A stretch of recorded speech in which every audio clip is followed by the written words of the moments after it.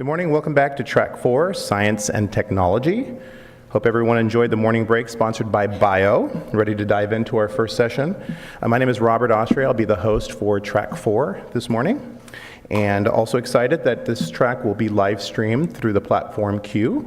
Welcome to all our remote attendees.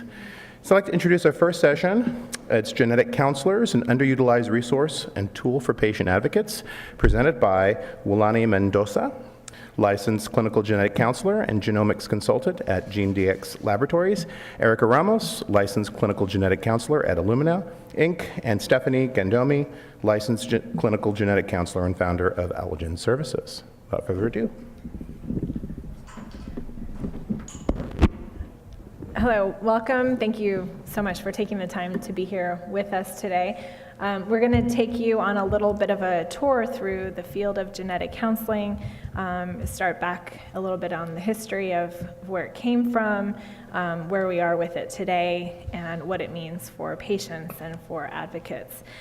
So my name is Stephanie Gando. I'm a genetic counselor.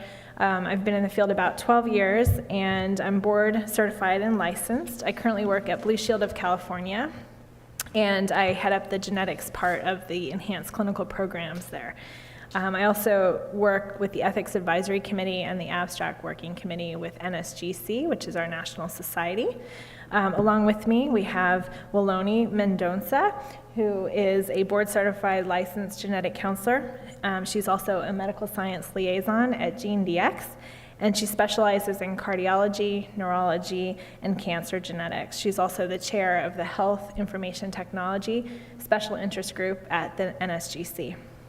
And then finally, we have Erica Ramos, who is also a board-certified licensed genetic counselor, and she is the clinical development lead for Illumina, where she heads up their applied genomics business unit. She's also our 2017 president-elect for the National Society of Genetic Counselors. So she's a very special genetic counselor here with us today. And so we were available here. We're going to give you a little bit of an overview, but we are going to actually also be available after the session out in the hallway. So if you would like to come and speak with any of us about any personal questions or things that are on your mind, we're available for you, and we'll be here throughout the day as well. So how many of you know what a genetic counselor actually is? Oh, good, okay. And how many of you have seen or worked with a genetic counselor? Fantastic, well, that's great news.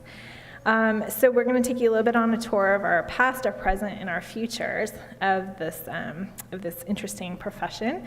So genetic counseling is actually relatively new compared to other medical specialties.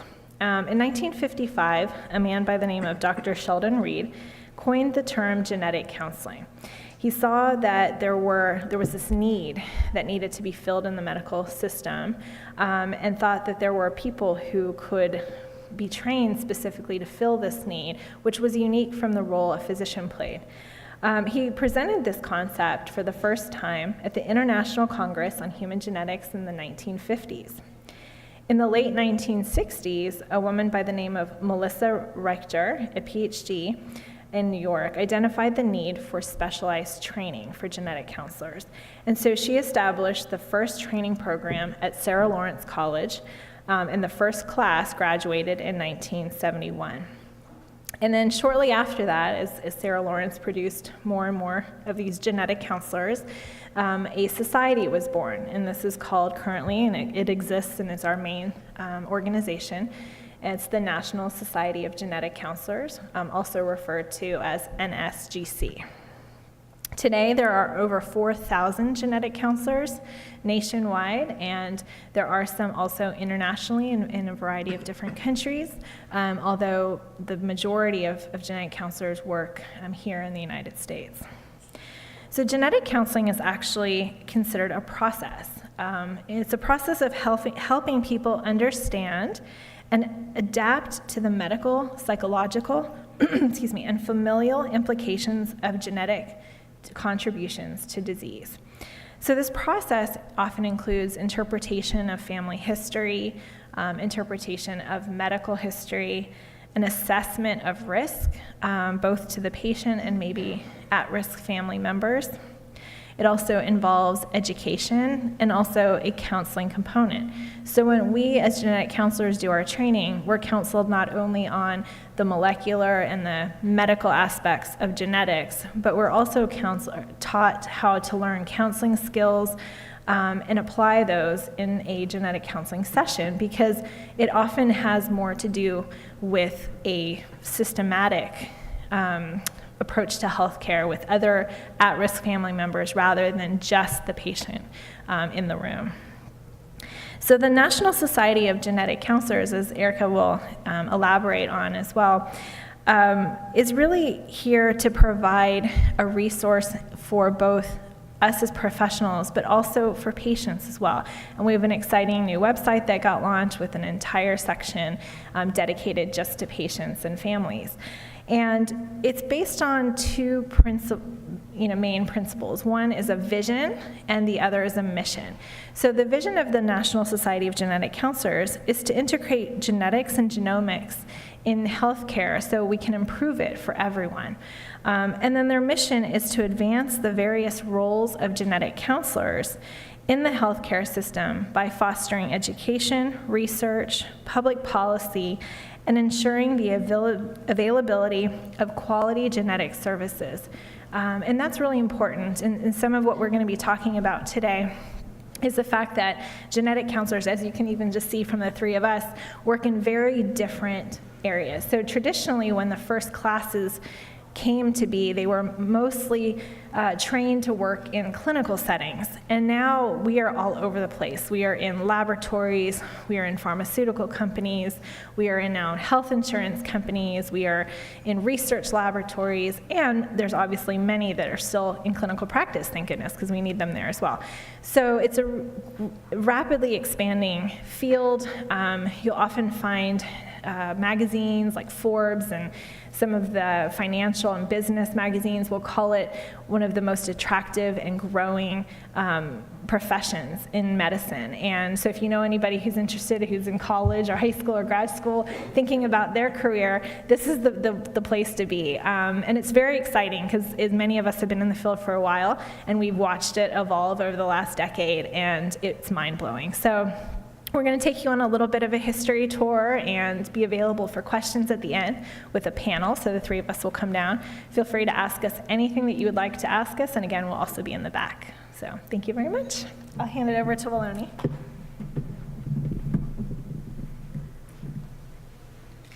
Hi everyone, I'm Willonie Mendonsa, and Stephanie did a great job of introducing me, and I work at GeneDx laboratories, but none of what I'm going to talk today is related to what GeneDx does or the tests. I just wanted to put that out there.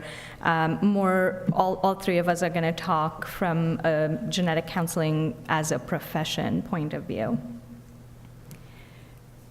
So I'm sorry that this slide is a little blurry, but the whole point of putting the slide up there was to show you the path or historically right from Mendel's times to where we're at today with genetics. And I think a big portion of what happened to our profession was with next-generation sequencing, or the advent of next-generation sequencing, which is essentially being able to test for several genes at the same time. And our profession goes, very much hand in hand with what the genetics technology is out there. And back in the day, you had to Sanger sequence one gene at a time, and the cost effectiveness of that wasn't really great. But with the advent of next-gen sequencing, I think we're able to offer several genes at the same time, and yet not making it very cost prohibitive.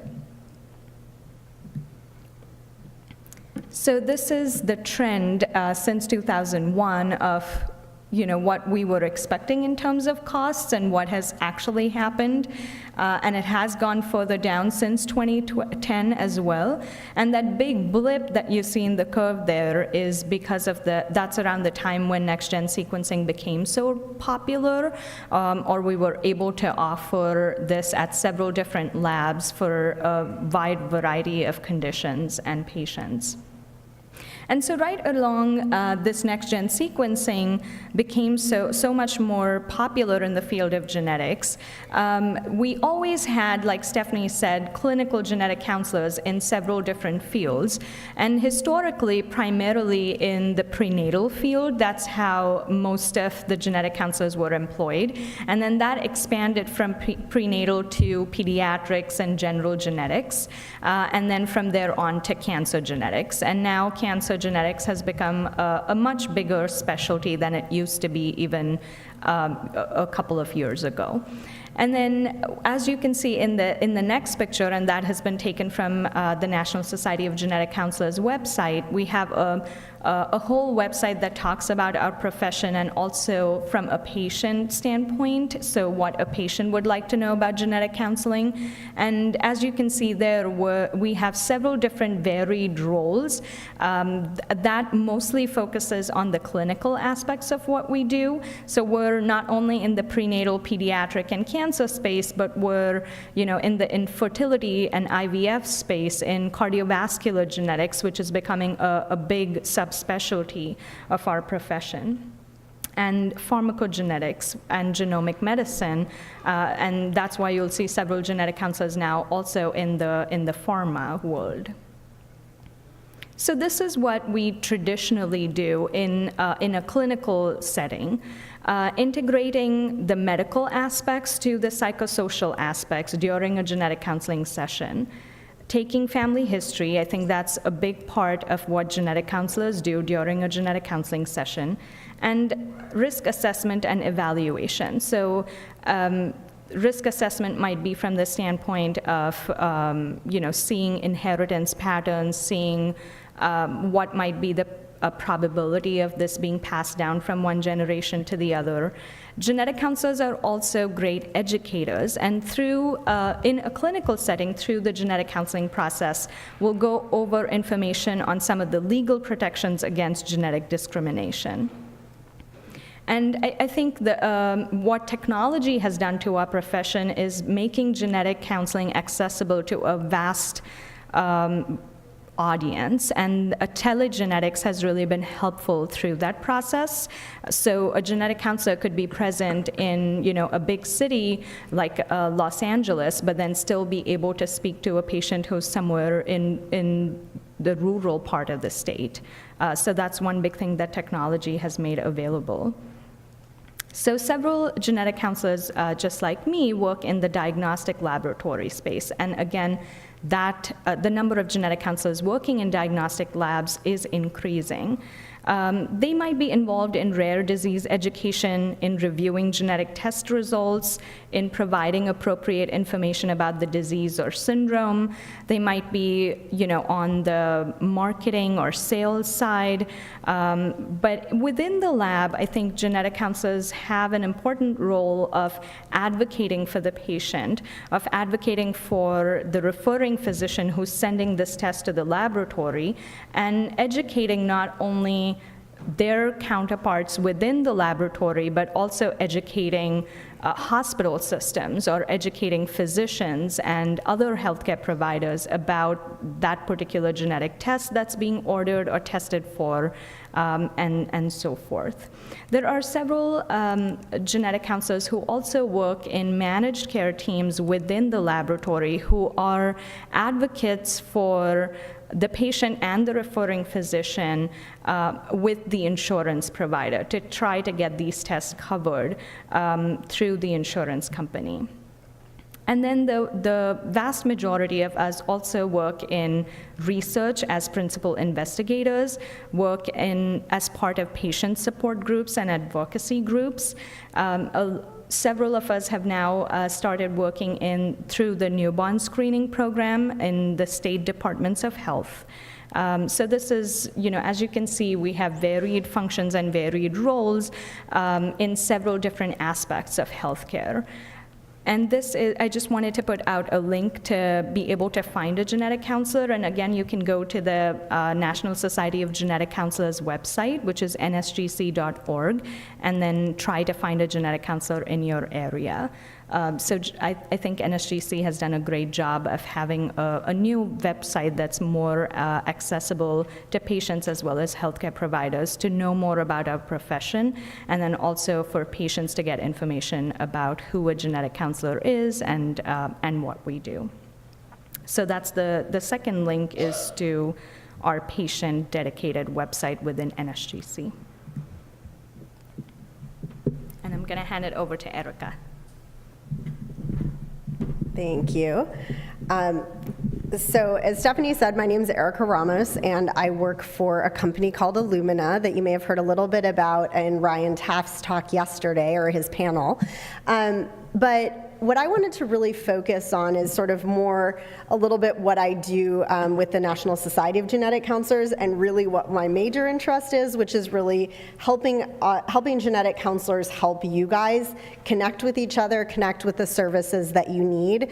I had the pleasure of speaking with the mother of a young woman that has a newly diagnosed rare disease yesterday, and we were sitting waiting for a session to start, and we were sort of chatting, and she pulled up some notes about her daughter's test results and was asking me questions, what does the C dot something mean and the P dot and, this heterozygous, and what are these different things mean? And, again, show of hands, how many of you have seen these reports and had questions like that? So for those out there, several of people in the audience, and those are some of the things that we can really help you understand. So, Willonie talked kind of at the high level of the things that we do and the different specialties that we have, but really we work very much in the practical aspects of things and sitting down and really walking through sort of step by step what your lab results mean, or if you're in the period before testing, why might you consider a test? What are those, you hear all this talk, do I do a panel, do I do an exome, do I do a genome, what do those things even mean? Those are the places where, in addition to your physicians, genetic counselors can be really valuable, because this is really what we focus on all the time. I actually worked in our clinical lab at Illumina for about 2 years, so what I did for that whole period of time was actually to sit and write the reports that go out to you guys and look at, okay, this is the variation that we're seeing. What does it mean? What does the research out there tell us? What do the papers say about how this relates to disease? So there are genetic counselors in the labs that are doing that. Those genetic counselors, because they're the ones who are actively going out and researching the variants that are in your report, can be fantastic resources to you and to your physician to really dive in and really understand where you are. And unfortunately, with rare disease, we are still somewhat at the learning stages, especially now that we have these great tools of exome and genome that are giving us access to a lot more genetic information, but they're also giving us access to genes that we don't really know what they mean, or variants that we don't really know what they mean. You hear these terms, variant of uncertain significance or gene of unknown significance. And that all of that really comes in because we're still working on our learning with those things. So that's another place where genetic counselors can be very valuable. They can be very much that sort of touchstone where, all of us move around a lot, change insurances, things like that. We have a very, very tight-knit community. There are over 3,000 genetic counselors who are members of NSGC. We communicate with each other a lot, so it's really easy to keep those connections if you happen to move, if you happen to change your primary care physician, or like many individuals that have rare diseases or families that are working in rare disease, you have lots of different doctors who you're seeing and lots of different people to coordinate, and genetic counselors can also often be very valuable people to help with those things. So I'm going to go through a couple of the tools to find a genetic counselor. As Wallonie said, our new website was really designed to be very focused and make it much, much easier to find us, to learn what we do. But I'll talk about some of those resources as well. But we really, genetic counselors really do care a lot about rare disease. Like, this is one of those things where all of us have had these horribly frustrating cases where we knew something was there. We know there's an answer for a family, and we feel your frustration in not getting those answers. We feel your frustration when you get an answer but don't know what your next steps are. And so some of these, on the science side, sure, we think it's super cool that we have all this new technology and we can find all these things. But really for us, it's important to connect those things with the actual individual, with the patients, with the families, and make sure you have a really good feel for what's happening. So, definitely make sure you reach out to us. The reason I put my Twitter handle on here, so how many people in the room are on Twitter? Yes. So you probably see me pop up once or twice. I tend to tweet a lot. But Twitter to me, I was not a big Twitter fan for a really long time. And there's a really, really great researcher, physician named Eric Topol, who's down at Scripps in San Diego, which is where I live now. And he basically got up on stage at one of the first conferences that I went to in San Diego and said that if you're working in genomics, and I'll extend it to you guys, if you're living in the world of genetics and genomics and rare disease, you have to be on Twitter. There's so much happening. Things are moving so quickly that it's really, really easy to find the resources you're looking for. And I think what we've learned, and one of the things that I've really been blown away by, is the ability for people to make connections through Twitter, both between different families with rare diseases, with other professionals, with researchers, things like that. So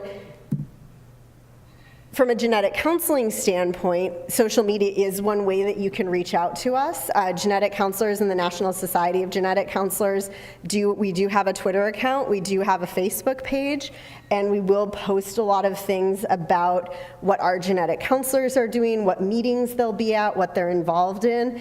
It may help you to identify, a lot of times we'll feature genetic counselors who are working in specific areas, and it may help you identify somebody to reach out to or learn a little bit more about the types of things that we do. We also have an NSGC blog, and I didn't put the URL on there because it's not a nice, pretty one, unfortunately. But if you go to the publications section, I think, or newsroom, I don't remember anymore, the NSGC blog, you'll see it under there. But the reason that I call this out is that we actually have worked really specifically to make this more of something that's interesting to the general public. And so it's a really important way that we share information that we think is helpful for the public to use. So this particular article happens to be our most recent, which is, I want to see a genetic counselor. How do I make that happen? So for some of you who may have that question, you can ask us today, or you can go on the blog. And Joy's our immediate past president of NSGC, and she talks about how you go about finding a genetic counselor and knowing what to do. We also do post about rare disease. So like I said, this is a particular area of interest of mine. So for Rare Disease Day this past year, I wrote a blog post about rare disease and about some of the ways that we're learning about rare disease and using technology for rare disease. And we also feature stories of patients and advocates. So this is Georgia Hurst. She's actually a Lynch syndrome, which is a hereditary colorectal cancer condition. She's a Lynch syndrome advocate, and she is very active on Twitter, also puts out a lot of other information. And so she actually wrote a post for us on why genetic counselors can be valuable in individuals who are looking at cancer testing. So for those of you who like to write, and if you're interested in sharing your stories or talking about how genetic counselors maybe can be useful in rare disease from the patient or family perspective or advocate perspective, talk to me. We would absolutely love to have you share that information, because nobody tells your stories better than you do.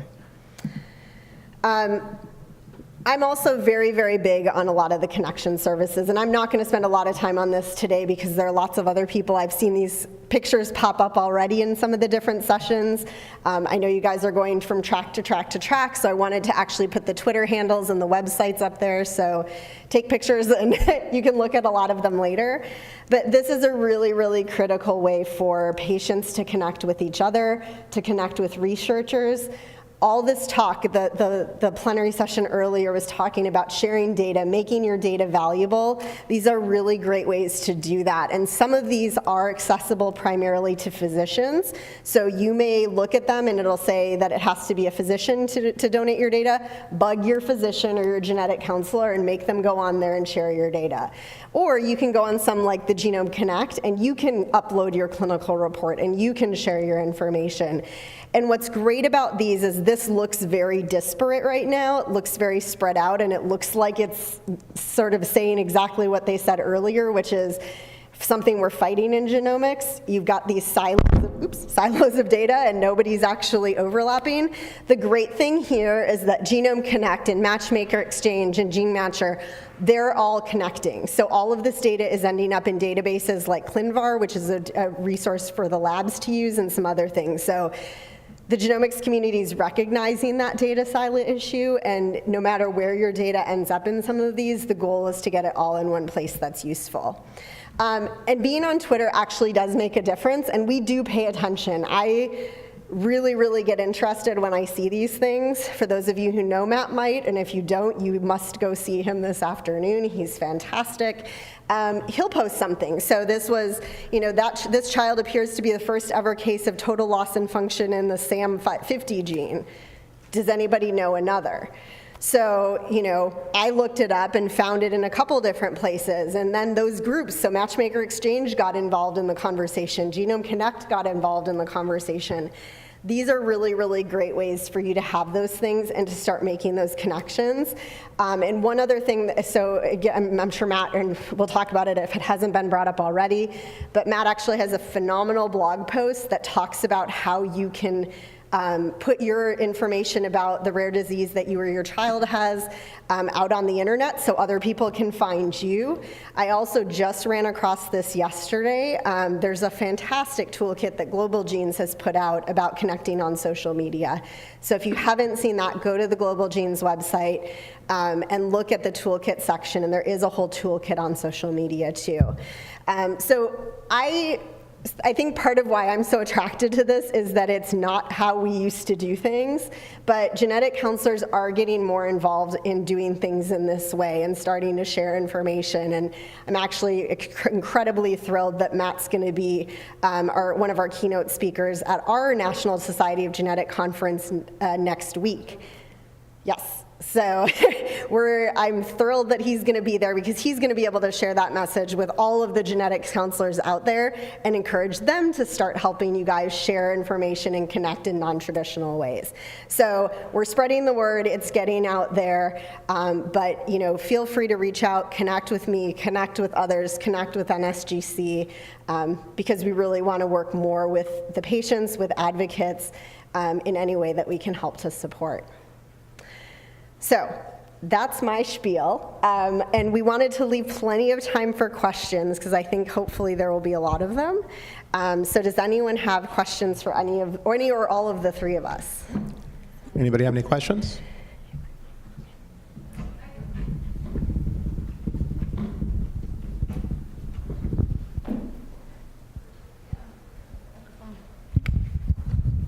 Just a quick question is, I wanted to know, is there a difference, because when my son was first diagnosed, I didn't know, saw a genetic doctor, and then when I wanted to have, more children, we saw, when me and my husband went and met with, again, a different one, but another genetic doctor, just to see, if there were any odds of, the syndrome that my son has, this happening again.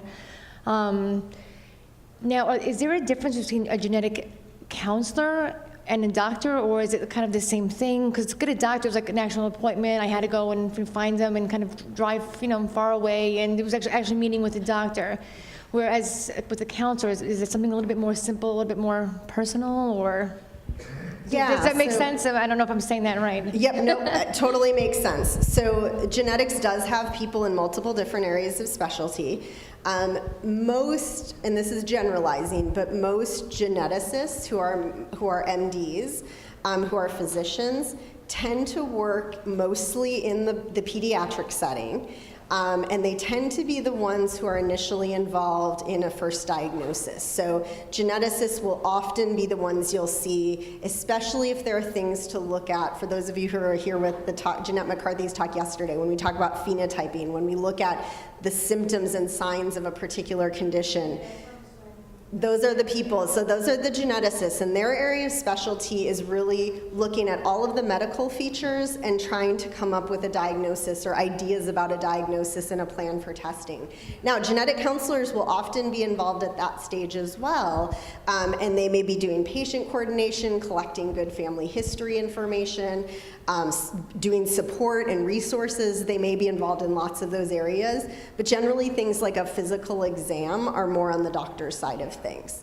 The genetic counselors may also be very much more involved in things like sitting down with you and really going over the results in detail. Genetic counselors generally spend a fair amount of time with patients. So we tend to be able to have the luxury of having much longer appointments, being able to sit and answer a lot of questions.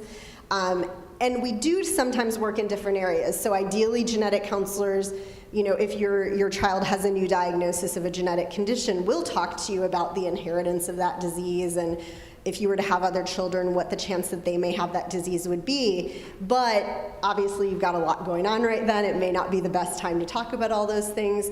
There is an area of genetic counseling called prenatal or preconceptional genetic counseling that's really all about sort of reproduction and pregnancy and chances of having a second child or third child with a particular genetic condition and testing options.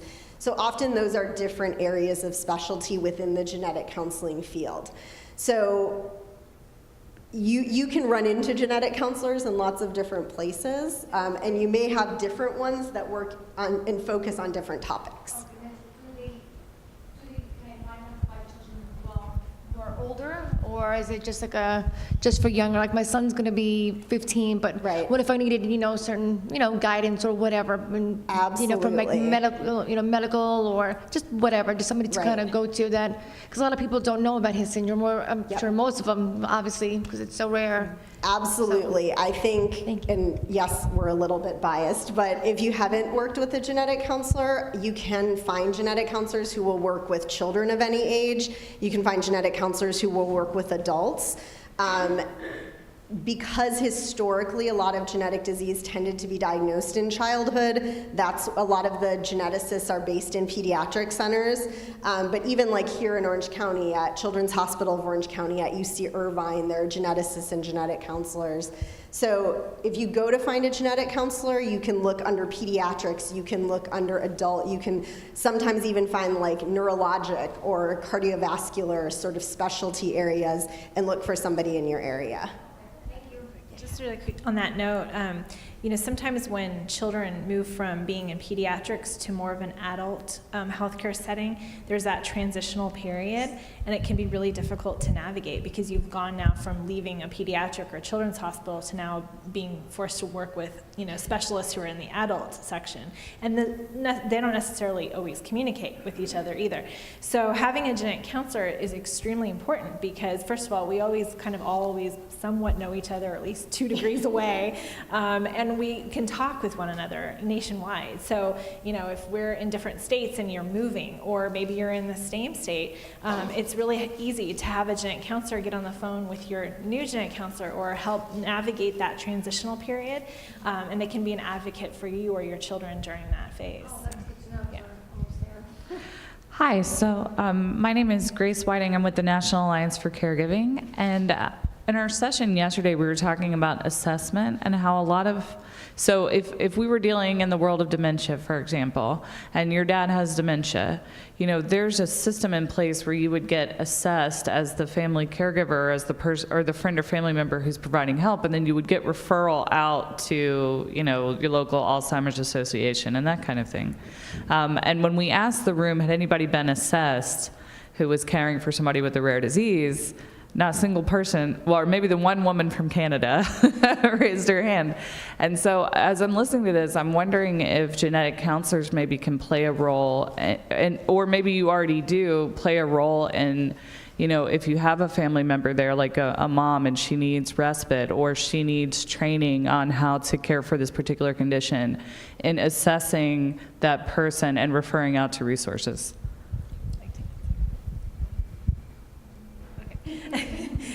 So I think genetic counselors can play a role in that. Our scope of practice is pretty well defined.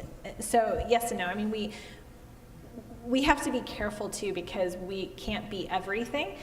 So even though we can play a role in advocacy and education and counseling in the medical field, there comes a point, I think, where there's a line too, and so we are not going to be the ones who can take on, for example, a full family therapy role for you, or a psychologist role. But one of the things we're really good at doing is identifying resources and helping facilitate referrals out. So if you feel as a caregiver, so maybe your child is the patient, but the caregiver or extended family members need additional services, the genetic counselor can still be a resource for that family. He or she may not be able to provide the service, but we can give you information to be able to connect you with the right people. And often we'll even, depending on time, we'll even take it a step further, maybe even do some of the phone calls for you as well. So definitely genetic counselors are really good at finding things. Like, it's something, I don't know if it's part of our DNA that we get attracted to the profession or we learn it, but we can find anything for you. So often a genetic counselor, and we like helping people, we're just natural helpers. So, feel free to call your genetic counselor and say, hey, I've got this problem, or I got this question, and he or she will often be able to help you, at least guide you in the right direction.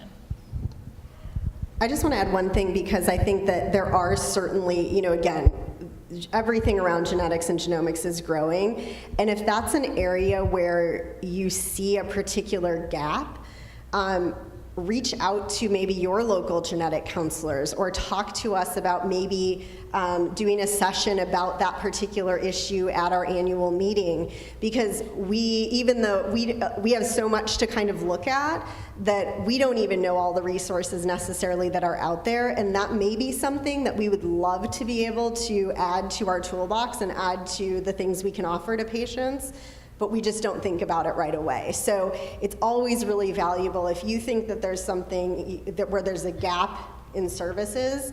Genetic counselors may or may not be the person to fill that gap completely, but we may be able to play a role in filling it. Hey, not a question, but a statement from a very biased opinion. I am a genetic counselor.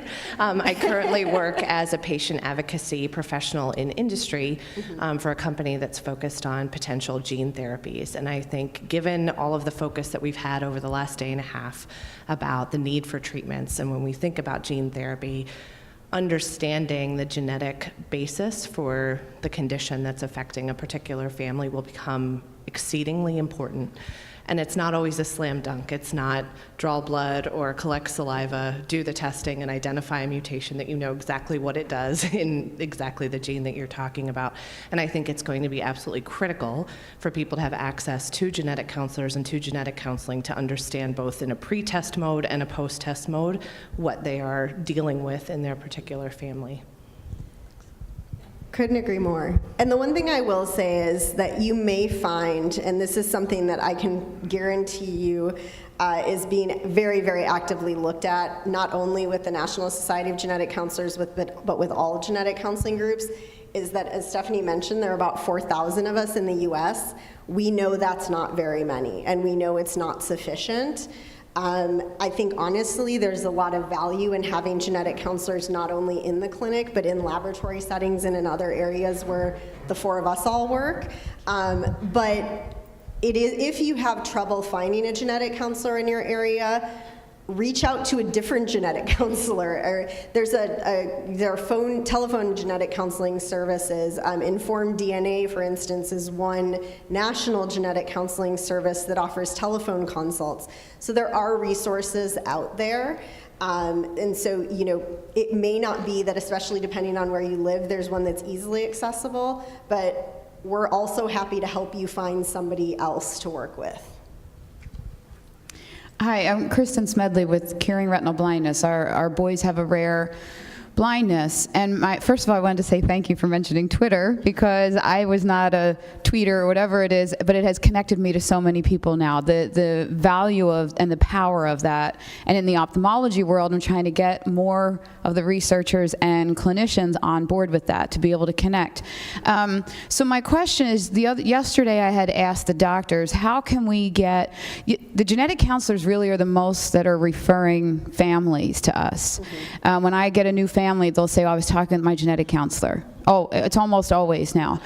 Yeah. And then the doctors are like, Finding resources. there's nothing we can do. So we're trying to change a whole culture here. Yeah. Now, in 30 seconds or less, I don't want to take the whole time, but what the doctors had said to look at where the guidelines are being determined and get this kind of thing in the guidelines. Is it the same for genetic counselors, and are the ophthalmology genetic counselors different? Do they operate different? Should I be a walking billboard at your conference? Should I be sending to your website all those folks some info without being a stalker? So I think the ophthalmology genetic counselors exist, but they're few and far between. I think it's a growing field. There aren't very many of us in ophthalmology. I don't know if Stephanie or Erica want to add as to why that is. So I think that's definitely one field where we have to expand more, I think. But any of your families that you're seeing can be referred to any general genetics or a genetic counselor that works in the pediatric or general genetics. I think they kind of go hand in hand, because sometimes they're set up in the pediatric setting, but then they also see adults because there's no one else who's going to see those patients. So somebody who has an ophthalmology thing, for example, or connective tissue and things like that sometimes could come up as an adult, they're still going to see those individuals. So they could go to a general genetics clinic or to an ophthalmology genetic counselor, but those are not going to be very many. I just want to clarify, I'm kind of looking on the opposite end to refer the people to me. So yeah, sorry. I think if you're trying to share that message, I think the question you're kind of getting to is, if you want to hit the, a handful of very, very specialized ophthalmology genetic counselors, the National Society of Genetic Counselors is the way to do that. I can think of lots of things.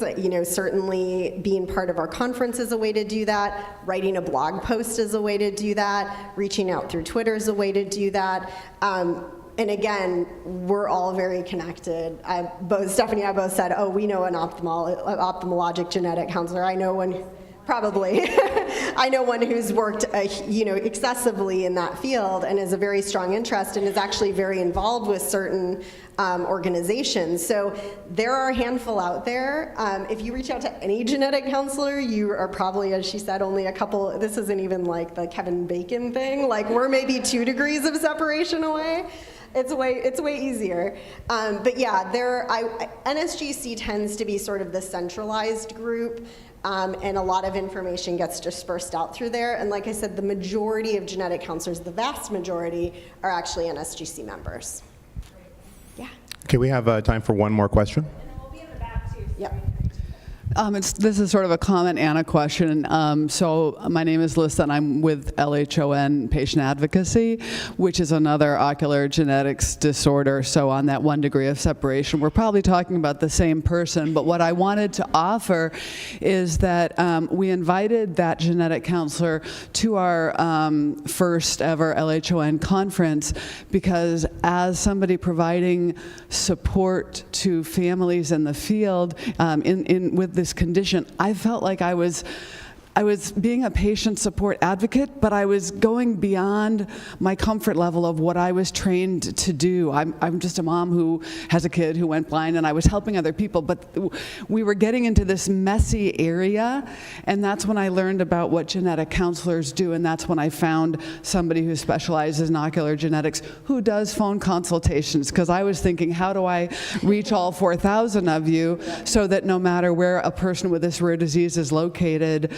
can they find one of you who knows our disease? And then I learned, just find one person at a phone place who knows ocular genetics, and I can push everybody in the family to that space.